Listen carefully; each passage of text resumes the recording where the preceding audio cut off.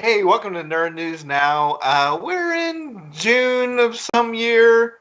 If I you're don't know watching, what sure, I don't know what's because happening. it's yeah, who knows what is happening?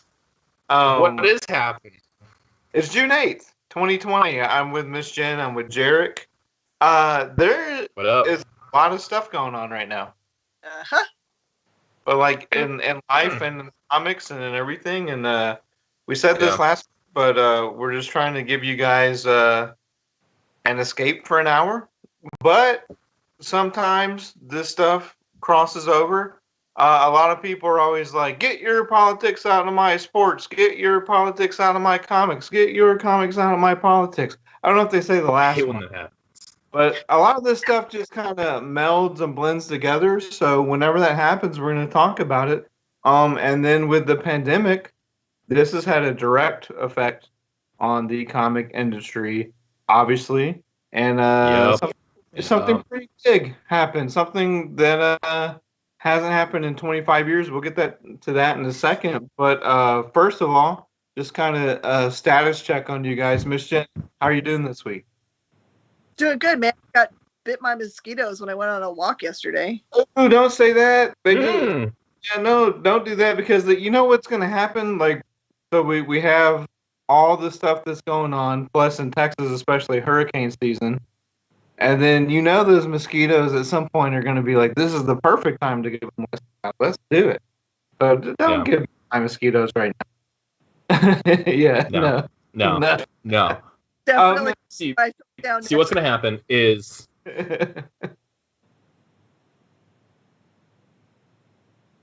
What's going to happen?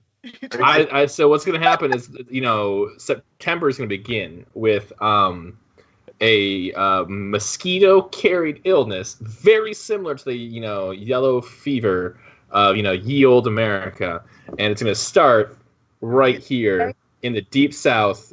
Hurricane season, boom, 3-month incubation period, calling it 2020 September. That's our apocalypse event for September. You're welcome. Wait, isn't thing supposed to be like subterranean crabs are supposed to come out and eat us? I thought that was. Oh, is that September? Oh, I must have that mixed up then. No, sorry. Because when does the alien invasion begin? Is that no? Yeah. So aliens begin. No, aliens are November or December. Yellowstone volcano is November because that's what's gonna happen there. September. Yeah, you're right. It is crab people. I'm sorry. Crab people. That's my bad. Oh, yeah. There we go. That my bad. I misread my calendar. There's going to be so much stuff, but mosquitoes in Texas are vicious. For anyone who does not know, they are vicious. But you either get mosquitoes or you get like the ice cream truck that shoots out that poisonous gas. That's what we always used to get. I hate when that happens. It's obviously the worst. Yeah, I mean, have you guys heard that's the Mosquito Man, for those of you who don't know.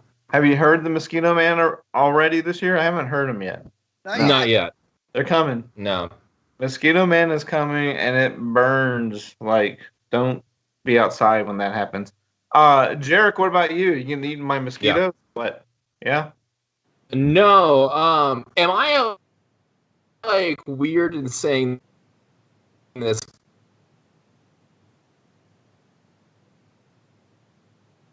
Now are you frozen? Because I asked if you were frozen before and you weren't, but now I think you're frozen. Are you frozen? This is just one of those perils of doing the show this way. What now? Pop quiz. What do you think he was going to bring up? He was like, "Am I wrong in saying?" So I wonder what he was going to talk about. Oh, we can make something up. He was gonna say that we were supposed to have a hurricane. Well, maybe. I don't know. He's still stuck in the digital realm. The Matrix has him. It really does. This is so awkward. Like, what do we do in this situation? See, if we had planned for this, then we could have done a really cool choose your own adventure Bandersnatch type of deal, where we're like, what's Jarek gonna say next? And then you have to pick a path. It's coming in very slowly. I think whatever he said, you probably said 2 minutes ago, and now the digital dropout is like coming up. Jarek, are you back? I don't know. I think I am. Oh, I we lost lost you for you. a good 5 Yeah. minutes, it felt like. I went on some diatribe about how this was a Nerd News Now choose your own adventure like Bandersnatch, and we were Oh, trying to decide. We were trying to decide what we were going to have you say next. oh man. Ben thinks it was hurricanes. No, I was wondering, does anyone else feel like it's unnaturally bright outside? And like then my internet connection clocked out, and next thing you know, I'm just like I'm frozen like this myself for like a good solid like 3 minutes, and I'm waiting for you guys to come back because usually at that point you tell me, oh, is Jarek still there? And then I would have been like, oh hey, I'm back. Hurricanes, obviously. So it's great. It's what it is. I love it. So that's how my life's going. It was option B. It was the attack of the mole people. That's what it was. Yes. See, you should have turned to page 87 instead of page 39. That was obviously the correct thing. We obviously got killed, and now we're back to the last thing. But now we went forward because now we're on page like 93, I think. Keep that in mind. We have to make sure. Ramped from holding all the page parts, so I know where to turn to. There, yep. I mean, that's how you gotta do it. It's like, wait, hold on. If I'm on this page and we die, I gotta go back like to my middle finger, where Jarek doesn't freeze frame, and we talk back again about mosquitoes in November/August. Perfect. We're good. How are you, Mark? How are you? I'm doing okay. I'm really worried about mole men now because, like you said, the sun's so bright, so they're forcing us indoors in the cold areas. That's where they're gonna attack. Yeah, I mean, when's the last time you saw a mole man invasion outside when it's this sunny out? Let's be real, they've been happening indoors where everyone's cooped up. Yeah. It's a serious threat. Kind of scared of that now. Outside's no good. Like, they say the heat's going to kill the virus. That's good, but then the mosquitoes are going to thrive. And then if we get put inside, then we got to deal with watching the news all the time and mole men now. Yeah. I don't know what to do. So, like, I used to think, outside was great when I lived in Wisconsin, right? Except for the winter, which is like 5 months of the year. And then I moved down here. And now I know outside is terrible. Outside's the last place you want to be.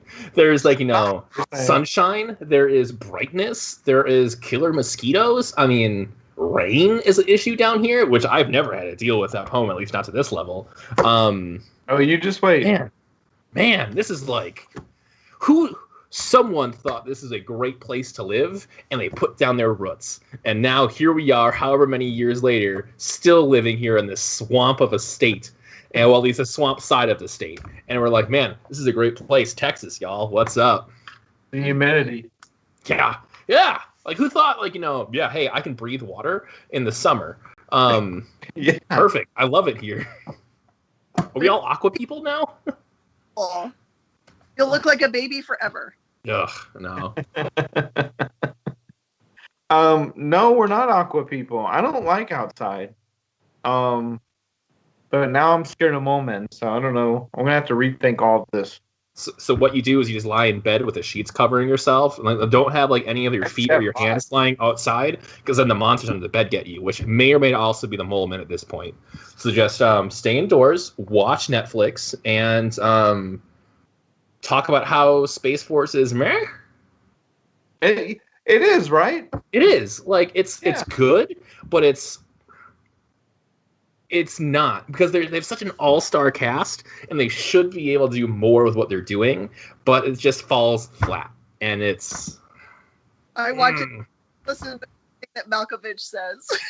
Yeah. Yeah. It's funny because, like, Tiger King was not good, but people loved it. Yeah. And then we just get, like, these super high expectations when we hear, oh, wait a minute, there's writers? We have those? We expect there to be, like, scripts and writing and words and a story that makes sense. But, yeah. I mean, not everything can be a hit. And one thing that's coming out, I think this might have a lot of fanfare this weekend, is Artemis Fowl finally comes to Disney Plus, and that might be something for people to latch onto. I was talking to a friend who's a teacher, and back when Harry Potter was thriving, Artemis Fowl was also within the conversation, almost sometimes more so than Harry Potter. So I don't know, we don't know why this took 20 years to come out and Harry Potter had like 8 or 9 movies, but we'll see if maybe people reconnect to that. Do you guys think, and we all rented Bloodshot for $20 because of this crazy time, but do you think when something's free on streaming, especially when it wasn't supposed to be like Artemis Fowl, do you think people almost automatically give it a higher rating? Like, felt like for things that you got for free that you automatically assumed it didn't have intrinsic value anymore. That's why I was like, if you put something on the curb like a couch, don't put free on it. You got to put $5 or $25 on it, and then they'll just steal it overnight because. Yeah, no, I mean that's true. You put like a low dollar amount on something, and people are like, I need this. I'm gonna do it as as sneakily as I can to get it. No, I think that's right. I mean, I don't know. Like you put it as free, and I even with movies and entertainment, I just don't think it's going to have the same reception as it would have been. It's like, hey, I paid $5. I'm going to actually go into this with a depth of mind that I want to actually criticize it and put a rating to it. You get it for free, and it's like, all right, cool, it's the thing I got. Unless it's I don't know, because even the Mandalorian, you're paying a subscription. So I don't know, Mark. There's too many variables. It's 2020. You don't need math and science. There's a lot of variables. I mean, I think we're paying for so many streaming services now. HBO Max has not had good reviews so far. No. A lot of that is I couldn't even get it because it's not on Roku. Yeah. You can't get it through Xfinity. Mm-hmm. So I can't play it. You can't get it on Fire Stick. It's like where is it? Google TV? Is that it? I mean, I don't know like where people are even watching it, but apparently it doesn't have much more. Apple TV, maybe? I don't know. Like, what's even on HBO Max right now? The Anna Kendrick show, and that's about it. I mean, other than all the stuff that they got like the rights to the new Who, which would be Eccleston and on. Yeah. I mean, I believe they have Friends, which we talked about last week. For some reason, it keeps finding an audience that they have to watch all the seasons a million times. Yeah. I mean, yeah. I'm looking at it now, and like it's got at the same time it's a lot of it's cult fanatic stuff, and so like you're gonna have like the Ghibli stuff, which is great. Don't get me wrong, but like most people who are super Ghibli fans already have it in some way, shape, or form. And it's like the HBO shows, like you already have access to it somehow. And I don't know what they're really doing to draw people in to HBO Max, besides apparently not being on anything. Oh, wait, hold on. They got Looney Tunes. I'm sold. There goes my $30 a week. You're not going to like the TV news I have then when it comes to... Maybe. Who cares? I don't know. We'll see. Hey, we're going to do something crazy today. You ready? I like crazy. I'm sold. Okay, we're going to start with comics because there's a lot. There's a lot going on. I was thinking that. There's so much going on, and I'm going to let you two speak to it for the most part because as a consumer, I buy comics, right? So I don't have to deal with getting them put on a shelf. I don't have to deal with any kind of like the behind the scenes, behind the shelf politics. But there was something that happened this time for the first time in last week for the first time in 25 years. That was on, Entertainment Weekly, The Hollywood Reporter, it made the news, the regular entertainment. That is that DC Comics and Diamond Distribution broke up. I mean, we've been talking about this for 5 weeks, but we thought it was going to normalize. Last week they were doing something where it was like Tuesday shipments and Wednesday shipments. And Miss Jen, you were talking about having to piece together your order for Space Cadets. So I'm going to hand it over to you and let you tell people what that really means and kind of what the viewpoint of a lot of comic book store owners are and what it means going forward. But if you could speak on the DC Diamond breakup. Well, I'm very thankful for the way they actually broke the news, because it did not actually go first to Hollywood Reporter. They actually sent us personal emails telling us that it was going to go down. So as long as you were paying attention to your emails on Friday, then you knew at least a little bit ahead of time, so that you knew you had some kind of way to express it for your customers, or think through how you were going to talk about it with your customers. But yeah, I mean, it's a big thing for a company as big as DC to leave Diamond as its the sole distributor. But just like anything else, all kinds of change are scary until it normalizes and everyone gets used to stuff again. For as much as everyone has been saying for years and years and years that we should not have a one distributor model, that there should be alternative things, that when it happened, then everyone kind of lost their minds about it and didn't think through, oh yeah, I was just asking for this for the last 10 years. So although the distribution model is interesting because the two other distributors are kind of non-traditional distributors, we'll say. Yeah. But my experience with them, because I've been using them for the last month, has been that they've been very responsive and everything's come in undamaged, and the ordering is simple, and I get to use my credit card to get points for ordering instead of having a COD. So there's lots of positives to it. So although the industry itself kind of like had a really hard, Friday afternoon, evening, and weekend working through what they were going to do about it, I think when we look back on it, we'll say, oh, that wasn't like the end of the universe. No, I think a lot of it's going to be just reactionary to what's happening. I was talking to Bill because I don't really do too much, the business side of the comics for the store, but I keep in touch with what's going on there anyway. And I mean, a lot of it for like a lot of the stores that are angry about this, I feel like are angry because of who's distributing it. If I understand it correctly, they're both, one's essentially a shell corp, one is kind of whatever it does. It's discount comics, and so it's almost a direct competitor to brick and mortar, and it's kind of what one, if not both, are. And so it feels, if I'm understanding it correctly, it feels as if this is.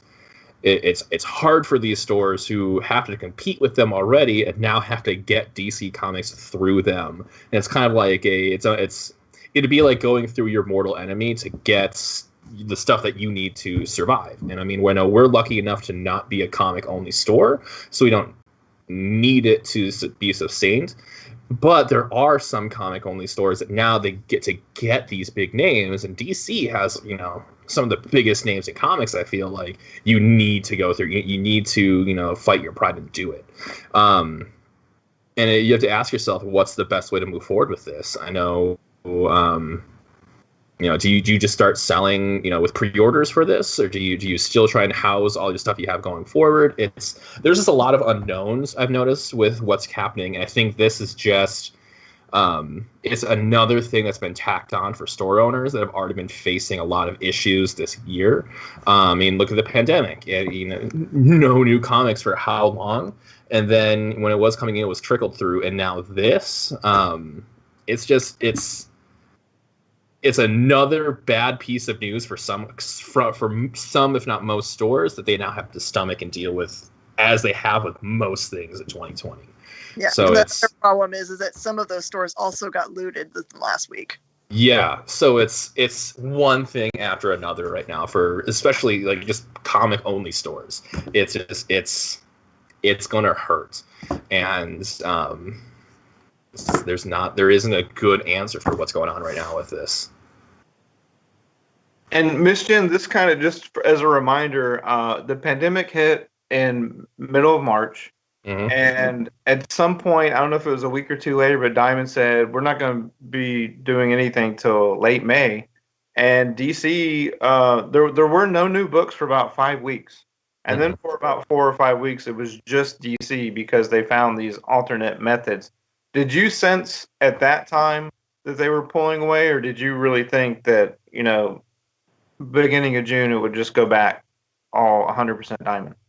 Well, I've been feeling for quite a while that since AT&T acquired DC, that AT&T is trying to understand the culture of comic books and or decide what to do with that arm of the business if they want to separate it out.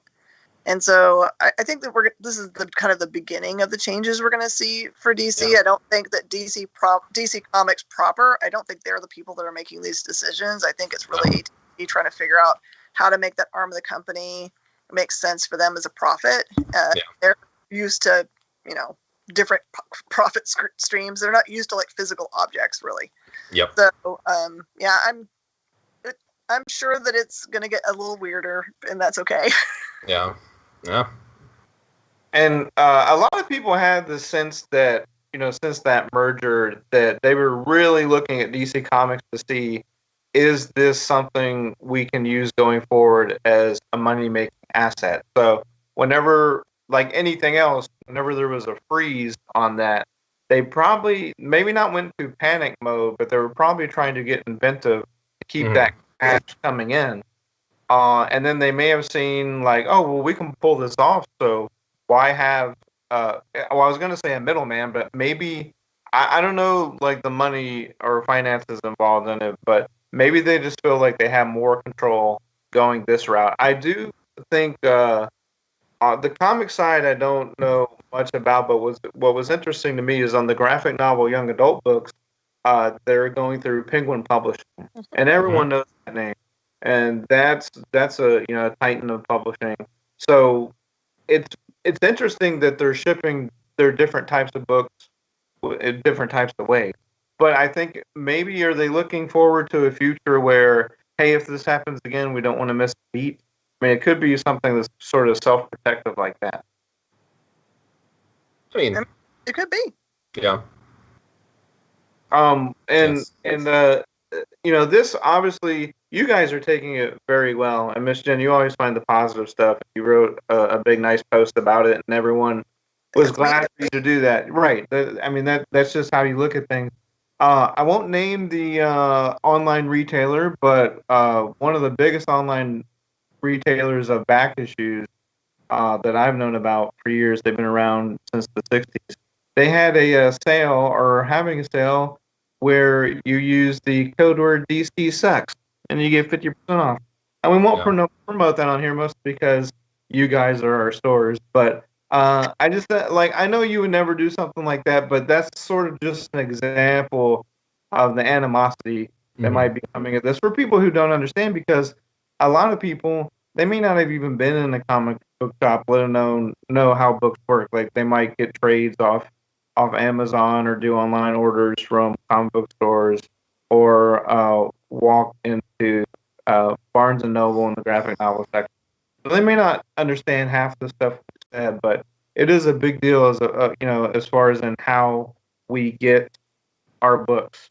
It's how you guys get your books. And if you go in and support your local comic book shop, then it's just something you are going to hear about at some point. So we were just going to cover that, but animosity aside from a few sources, I think that people are taking it rather well, and they just want books. I mean, you guys were so grateful to have comics for a month. I think we probably all got tired of it just being DC, but I mean that's just sort of like the nature, right? We were desperate for anything new, and then we're like, okay, can we get something new that's not this thing that's new? Because we just wanted to sort of normalize.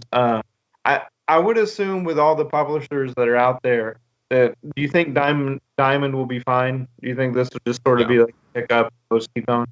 Oh gosh, yeah. It's like it gives them an opportunity really to kind of like focus in a little bit more. I mean, when you don't have as many books as what they were running through there, you kind of like give yourself a little bit of space to get things reorganized and have less.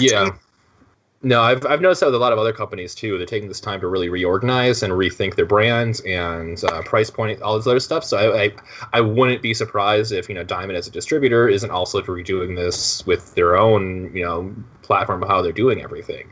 I mean, as unfortunate as this all was for everybody, it really is it's a very handy reset button I've noticed for a lot of companies, and so I don't think it's going to be harmful for Diamond, but it's definitely going to be enough. It's going to be a motivator for them to invoke change for moving forward with stuff. So what's so interesting is that if you look back, you can find it on the internet. I think C2E2, Mr. Jeppy was the keynote speaker, and he said very specifically, this was 3 years ago. If you listen to what he said that he believed that the future of the comic book industry was going to be back issues. So you're actually starting to see them start talking more and more about that, about them also including that as being part of their main push. So yeah, you're going to see a lot of diversification. So the companies that were paying attention hopefully started keying in on that, because that's what we're seeing, honestly, is all people trying to fill in their collections. All the genre are a fair game for what people are collecting right now, and people are really those 90s books hard, man. All that stuff we used to just laugh at, now everybody Prophet. I mean, come on. If you told me that Prophet number anything would be something people were looking for this month, I would have been like, no. Yeah. I mean, especially with how big comics have gotten in mainstream media. I mean, look at what the MCU has done for the nerd industry. It's gotten a lot of things more normalized. I mean, how Guardians of the Galaxy, we talked about this before, have went from who are these people to a household name, at least this iteration of it. So I mean, it makes sense that back issues are the future right now. People are looking forward to rounding out older stories or getting things, whether it's decades old now at this point, or even if it's just stuff that's relatively recent, but you can't find more issues of it because people it wasn't widely read at first, but once issue 4 came out of a 6-run of a series, you couldn't get 1 through 3 because of distribution errors. I think it makes sense that they want to rethink with backstock and getting it more accessible for people, because I talked to a guy today even his biggest fear with getting into comics was looking at that issue number for any big name hero and being like, I don't know, do I have it? If I'm going to like it, I'm going to want to read back everything I can. But some of those numbers are extremely just intimidating. So like the big heroes, and it's giving people that chance to get those stories and to read through as far back as they want. It's going to be majorly important for the industry. So there must have been an announcement for America just now, because someone just bought 5 copies of my second print number 1. So just know there's some news that just dropped about America. Go find all your right now. I hope whatever it is that it involves Stephanie Beatrice as America. There you go. I know, like, some people feel different ways about this, but I like when an actor or an actress is very vocal about, I want to play this character, let me play this character. I mean, it helps you like them, right? Like Brooke, she's awesome on Brooklyn Nine-Nine.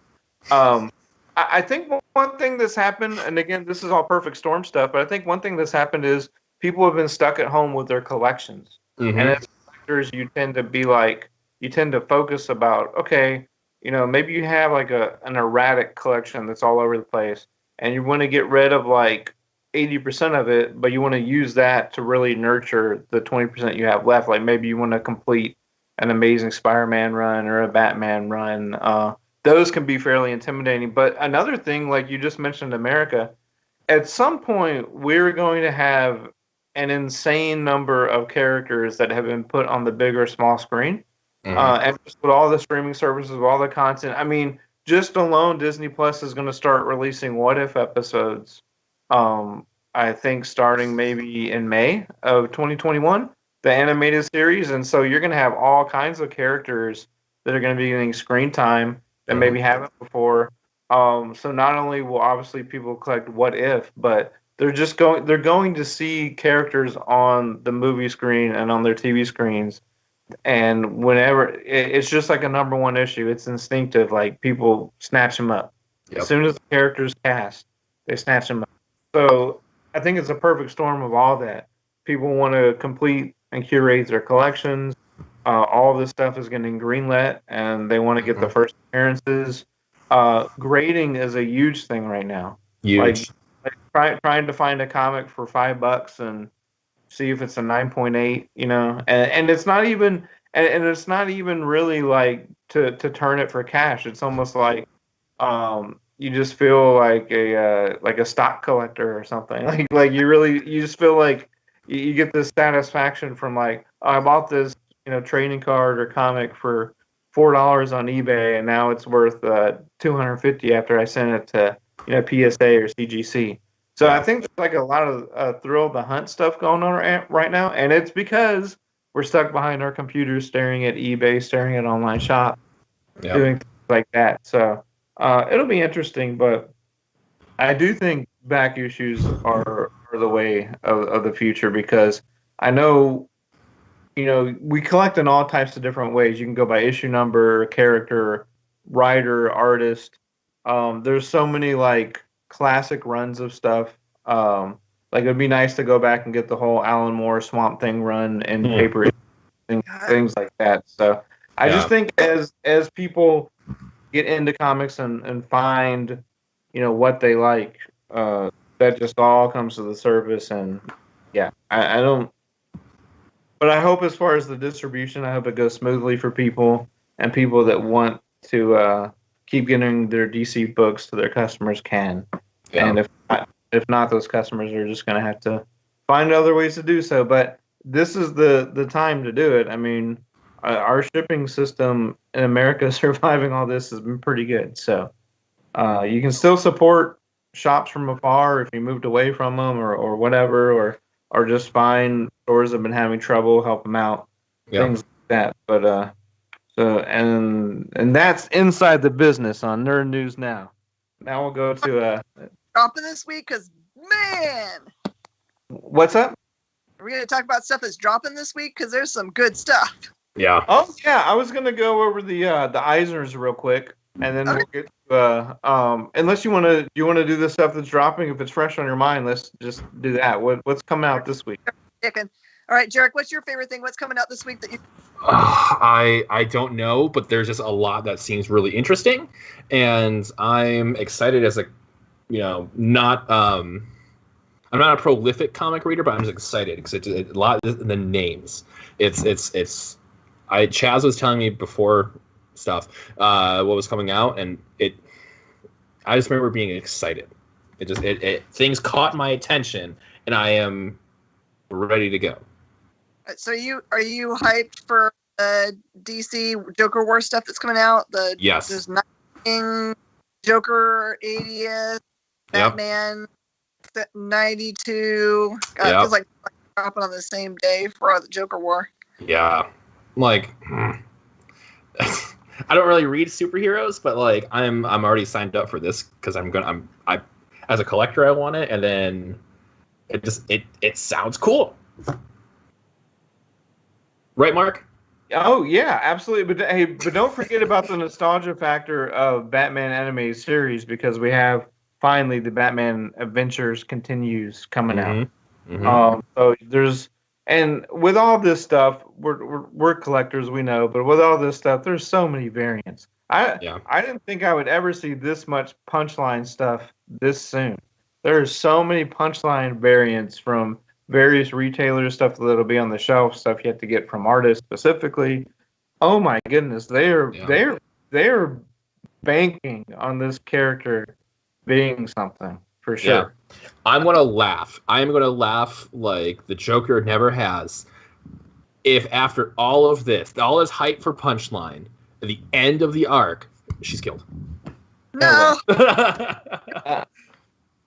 Everyone calling me and asking for it's like a whole month out still, but I guess that the B cover for Harley 75 is a choke cover, but it has Harley and Punchline both on the same cover, so it must be the first time for them together. So yeah, it'll be a lot of.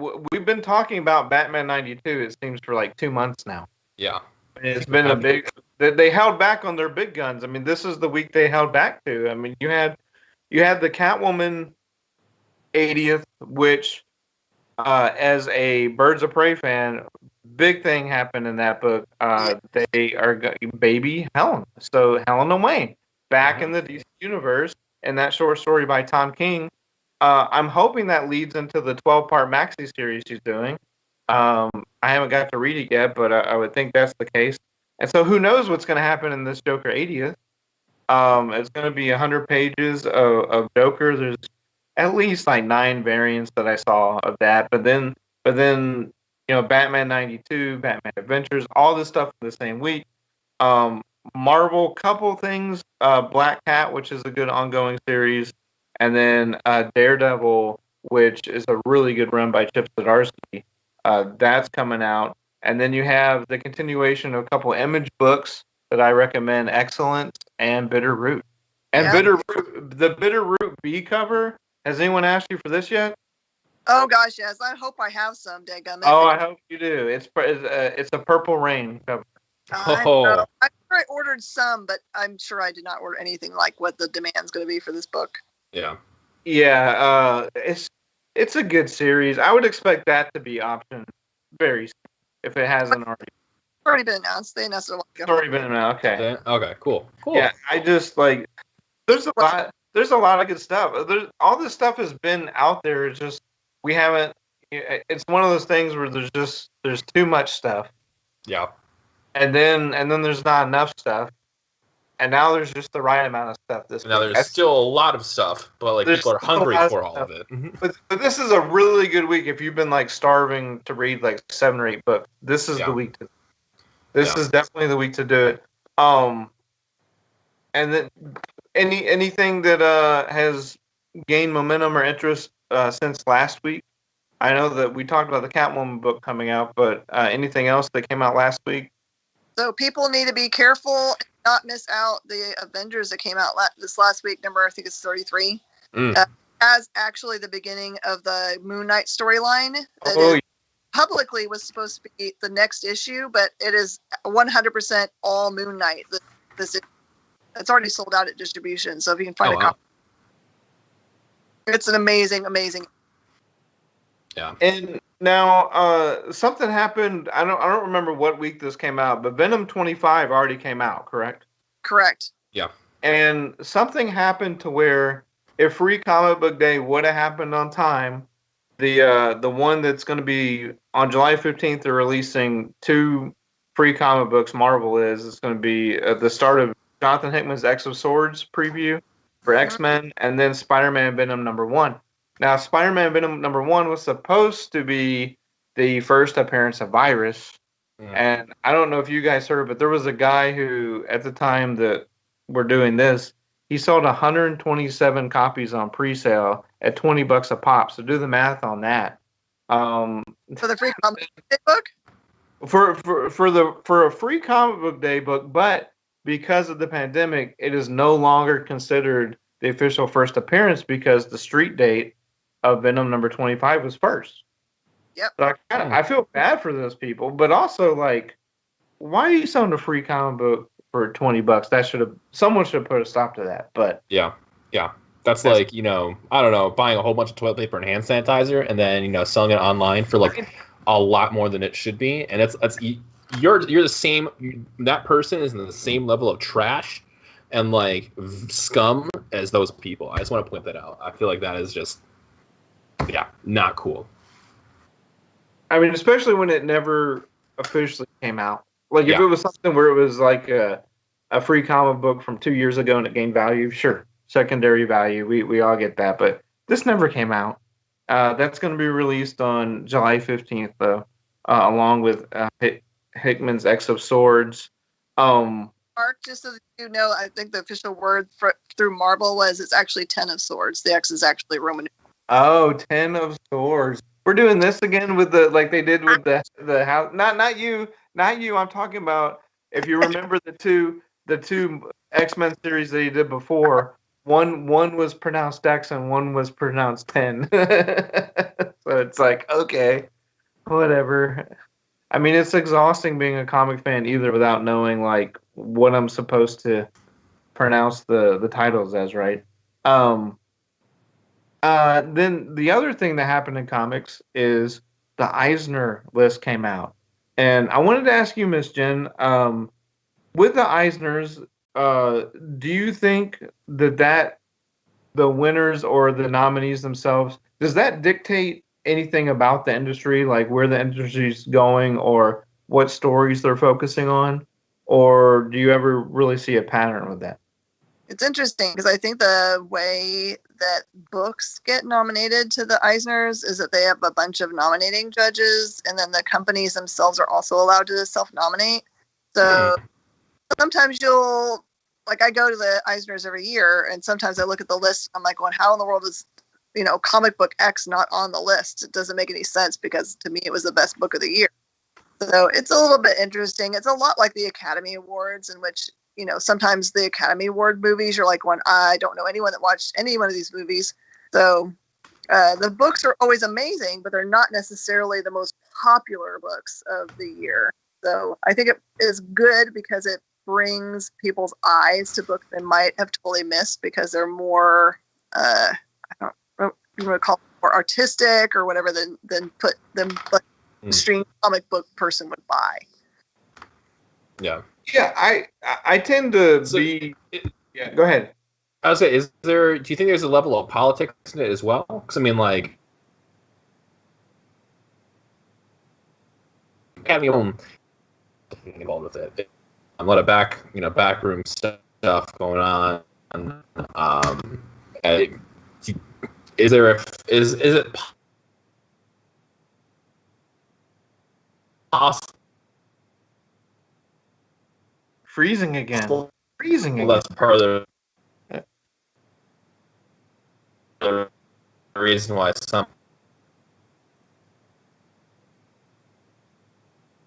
comics, which could have been there, it's great. That's my rant. Thanks for covering my TED. Yeah, my TED Talk. Anyway, I enjoy your TED Talk, but half of it dropped out in the digital realm. Is that the reason?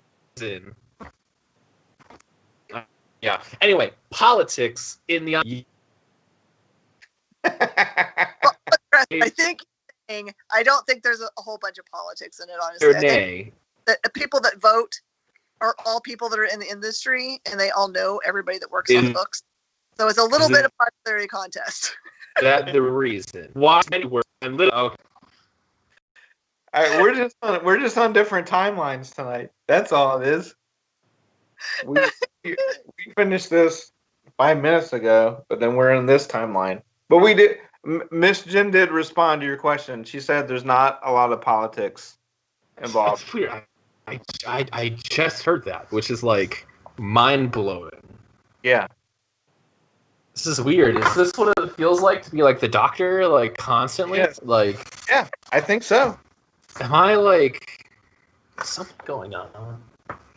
Maybe. I don't know. This is strange, man. I feel like I'm in an episode of the Twilight Zone or something. I'm waiting for Rod Sterling to come back from the grave and like tell me I'm, the folly of man is because I did something with hubris or something, and it only exists in a realm called the Twilight Zone. You didn't buy a fortune from like a devil-headed thing on your table, did you? Like Nick of Time?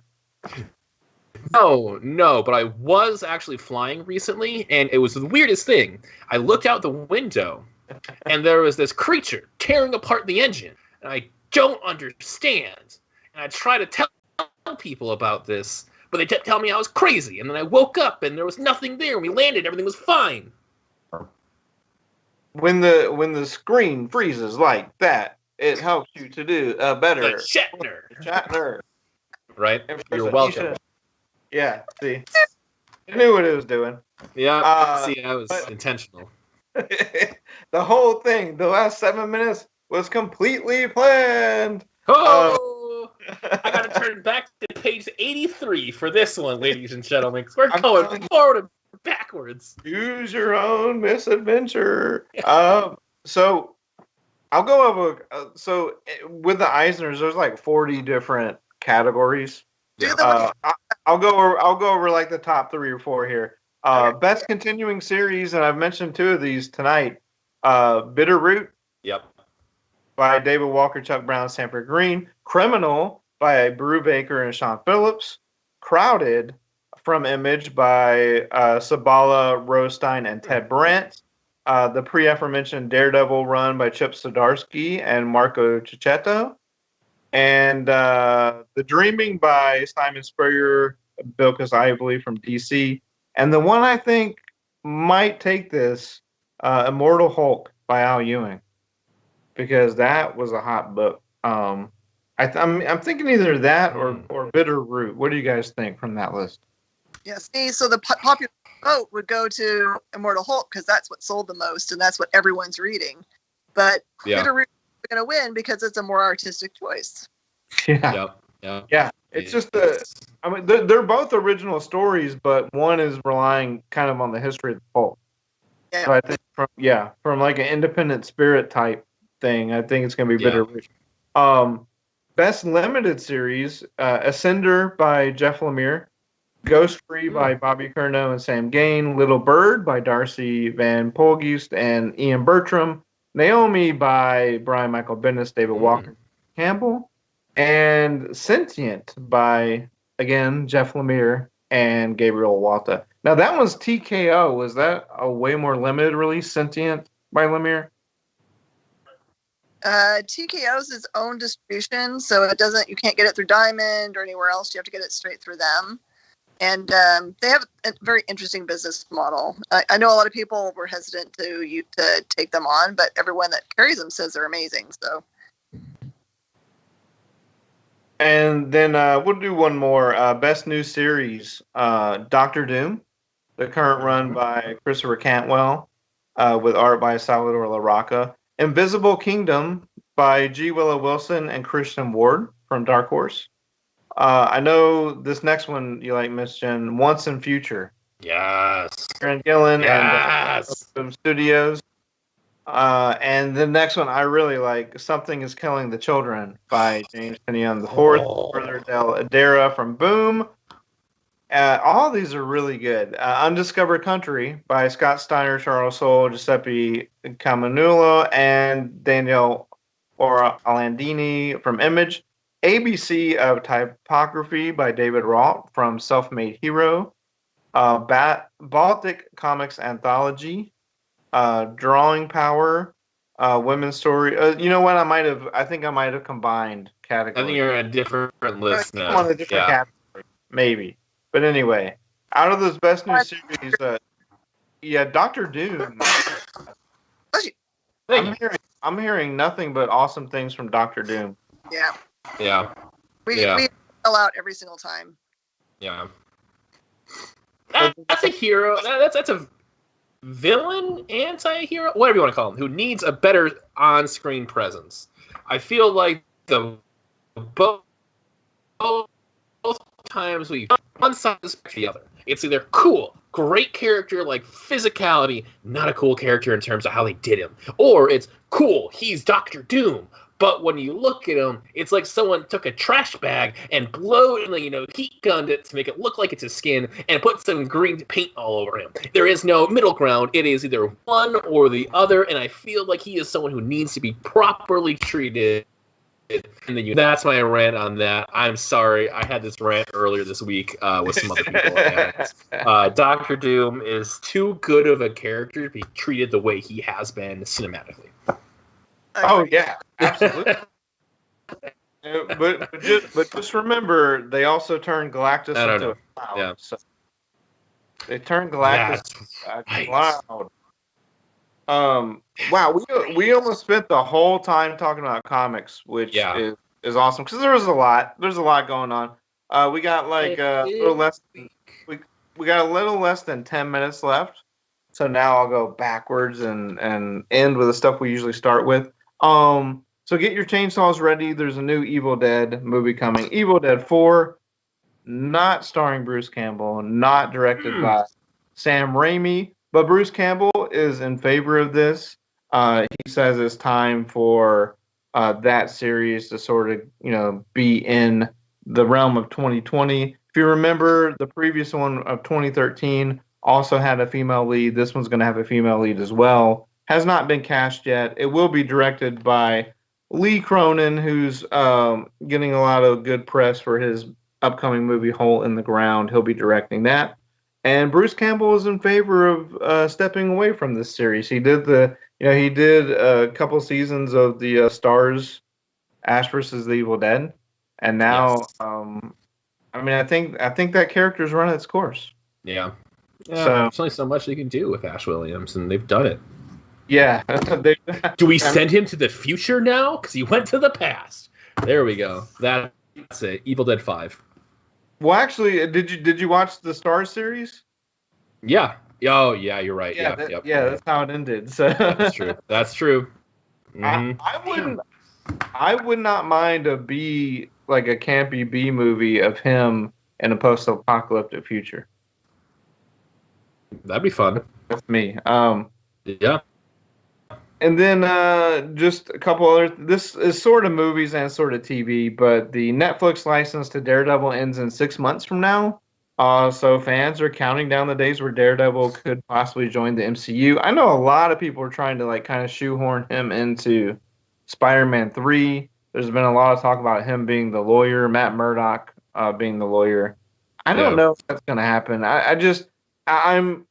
I'm still hesitant to believe that the MCU is going to treat those characters that were on Netflix as official MCU members, even though the actors would probably change. And at some point they'll be there. But they don't even get Punisher back till February of 2021. So I don't know. I don't see them using the actors that portrayed them on Netflix. No. I think the Netflix series were great, but I think MCU's in full swing doing its own thing. I hope we get to see Jessica Jones, Daredevil, and Luke Cage in the MCU on the big screen one day. But as far as people counting down 6 months, don't hold your breath that he's going to pop up in a movie like March or something. and then leave the street level heroes to be themselves. That's how I see it. They're great, and then I don't see them fitting into the greater MCU. Yeah. I guess. And just let them do their own thing. They have their own things they're worrying about, and they don't need to deal with intergalactic threats or, is Yondu a good person now? I don't know. How about them Kree? No, let them do their thing. They have a hand to deal with right now. But if you want to have them pop up and say the She-Hulk series or the Moon Knight series, I would be more than okay with that. Yeah. I mean, yes. But don't shoehorn them into something they really don't have the power capabilities to deal with. No, definitely not. And then as far as TV news, we talked last week about Ruby Rose not returning to Batwoman. Well, now Kate Kane's not returning to Batwoman.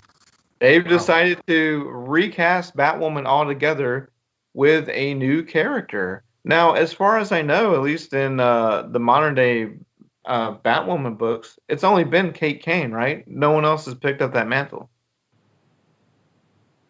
So I don't know what they're gonna do here. Is this too early? Would you come back with a season 2 if your main character wasn't gonna be there? Is this too early to hand over the legacy? That wasn't set up. They didn't know she was gonna leave, so nothing is set up story wise.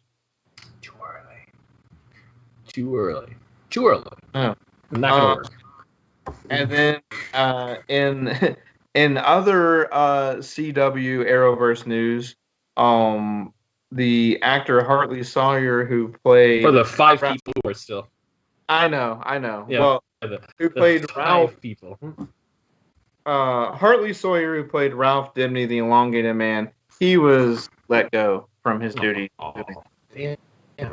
Some past tweets and things, and Grant Gustin's response was, "Words matter." So they're leaving that one be. They have not said if they're going to recast the Elongated Man or not. We mentioned Looney Tunes earlier. A lot of people are not happy because Elmer Fudd does not have a gun. What are your guys' thoughts on that? How's he going to be hunting rabbits? With a scythe. And I'm not making that up. Yeah. With a scythe. There's already images with a scythe like he's the harbinger of death. It looks are you trying to say are you trying to say the word scythe? Is that what you're trying to say here, Mark? A scythe? Is he doing a video call to try and kill the rabbit? you and I are always going back and forth on how to pronounce the words and all this stuff. But scythe, As a long big as old it's not blade. as long as it's not How a about Sith, curvy we're blade good. and a stick? He's got a curvy blade on a stick. Whatever you call that. Yeah, it's a scythe. Scythe. Scythe season or scythe season? Is scythe season for hunting wabbit. He doesn't have a gun. That's the whole point. What do you guys think about that? Ridiculous. Give him an AK. Oh, whoa. You know what? No, he needs the biggest and the baddest of what we have available in the U.S. arsenal. Give Elmer Fudd a military drone. Oh. I mean, think about it. I mean, there's no reason he can't get the bat, rabbit, and the duck at that point. It could be both. It's open season. There will be Acme products, and there will still be Dynamite and all that stuff. I just remember like 20 some odd years ago when people were complaining that the Gargoyles had this awesome gun episode, and they wanted the gun off of it because they didn't like the way they were interpreted. So now people want the guns back on. People are very confusing. You can hunt. You can hunt without a gun. You could use a crossbow. Some people consider that to be more of a sport. But also the point is, you don't have to watch Elmer Fudd cartoons anymore either if you don't want to. It's kind of ridiculous. Like people are always like, leave politics out of my sports, but then they're like, put guns in my kids' cartoons. My kids' cartoons need more guns. Like, who's making these arguments? Apparently, you are right now, Mark. No, not really. Science guys, it's all the same. Oh my God. News that dropped yesterday. It's movie or TV. Boom book Snowblind. Snowblind was picked up with Jake Gyllenhaal's name attached. Wow, there's so much stuff getting picked up right now. Ooh, yeah. And some of it never, yeah. $30 book. Wow. Okay. And like you said, we need to check if something happened to America because there's been a run on those comics. Yeah. Did you see the news that Ryan Gosling's name is now attached to the upcoming Wolfman film? We did. We talked about that last week. Did you? Oh, awesome. Sweet. No, because like now I got to backtrack now. Now we're back to page 3. I was going to say everything he's attached himself to recently has been amazing. And the fact that he's doing this, I think it's going to bode well for a Wolfman film. And I am hyped. And I'm excited for it. So we can go back to page 105. Back to you, that I like that announcement because they're coming hot off the Invisible Man being and just being a weird dark tone. If they make Wolfman like that, I'm on board for it. He's one of my favorite actors, so I'm all about it. It's hard to have those universal monsters and put them in something new. Especially with Frankenstein, it seems almost impossible. But I think with someone like Wolfman, there's a lot of hope for. I would love practical effects, but I don't know if we're gonna get that. Who knows? I want Gosling himself to turn into the Wolfman. Someone please, infect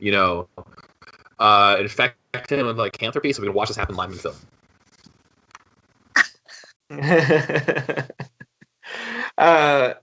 Anything to wrap up this week's episode? Miss Jen, you got any closing words? Get thee to the comic book store early on Tuesday if they're releasing on Tuesday, or Wednesday if they're releasing on Wednesday. It's going to be a fest. and that's something we didn't get to talk about is because of all this, now comic book release day is Tuesday and Wednesday. And there's not really an explanation yet. So that's what it is. And Jarek, what about you? Did I mispronounce any other word?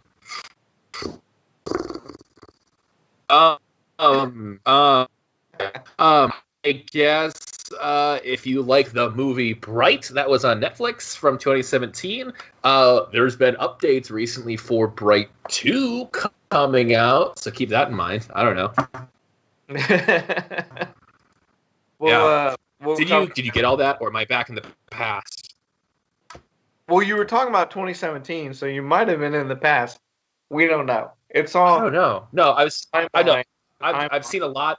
I've seen a lot for Bright 2 coming out recently, or news for it. So I have been very much in a good mood because that's a great movie. But yeah, what about you, Mark? Give me the last gap. Oh, just support. Go out, support things. If you can't go out and support things, you use all these online order systems from your for us today. store as we still try to get through this crazy time, and just be kind. Do a couple nice things each week. Still support your local businesses. Nothing is going to be back to normal anytime soon, but it's much better than it was. And just read comics and be nice to people, man. That's what we need. And just be kind. Rewind. Yeah. Now that's a blast from the past. There we go. Yeah. Does your generation that means? Oh yeah, no, but I know what it means. Also, it's a great movie, so keep that in mind too. So there you go. VHS is making a comeback, especially with horror enthusiasts. There's a lot of companies that are producing movies on VHS format, much in the way that like indie rock bands brought back the cassette tape, where like through their sites and stuff. But Mondo does a VHS series, so well, I think for at least for a little bit, people will know what a VHS is and that you had to rewind it. But maybe in 10 years, no one will know. Who's like? Is it going to be a point in time where the rewinds, like what it began with, it just lost to people? Kind of like how the save icon on on things is going to be like a thing that's going to be lost, like. Or roll down your window when you actually do it yourself. It was actually rolling it down. Now it's pushing a button. Is rewind and fast forward going to be something similar like that, or is it like timeless? Well, it's timeless now because of all these apps and streaming services we have. Yeah, like they still have those functions, but the eject button that could be going away soon. Yeah, it just depends on what the PS5 is capable of and how much longer people collect hard media. Right. So yeah. If gaming systems go all digital, the eject button is the first thing to go. Yep. Get rid of that disk drive. Give me more storage space. Yeah. Well, that's all we have for this Monday, June 8th edition of Nerd News Now. Thank you, Miss Jen, and thank you, Jarek, as always, for giving people a break from everything that's going on, talking about all this nerdy stuff for an hour. Get to the comic book store early on Tuesday. / Wednesday. All this Batman stuff. This Batman stuff's going to be big. Yeah. Batman 92, Joker 80th, and then Batman Adventures Continue #1. And this is going to kick off the Joker War, like Miss Jen said. So we'll talk about all of those things and more next time on Nerd News.